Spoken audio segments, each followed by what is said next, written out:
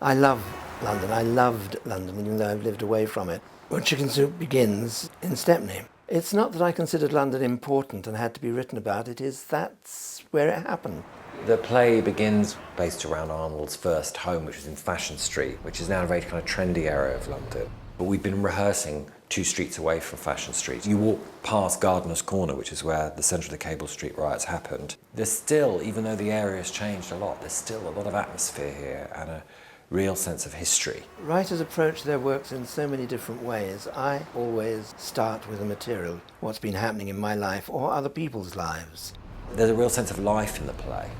He writes the rituals of everyday life into the scenes in a way that I've never really experienced before.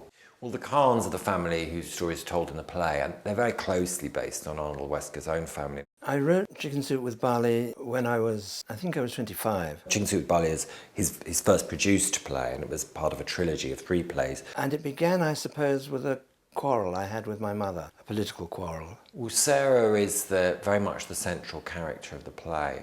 She remained a communist all her life. Sarah Kahn is a woman who has faith, and her faith is faith in revolution. The play opens in the Khan's home, comrades gathered. The Cable Street riots are one of the moments in history where ordinary people have come together and actually made a decisive impact, changed the course of history. This heroic demonstration against Mosley, who was marching through the East End in defiance of the Jewish and working class inhabitants. So whilst the times are very different and the context of the play is very particular, I do think there are resonances in that, very strong resonances with the times in which we live. I mean, I certainly feel them. I would say it's about a family that's going to pieces, set against the background of the disintegration of an ideology.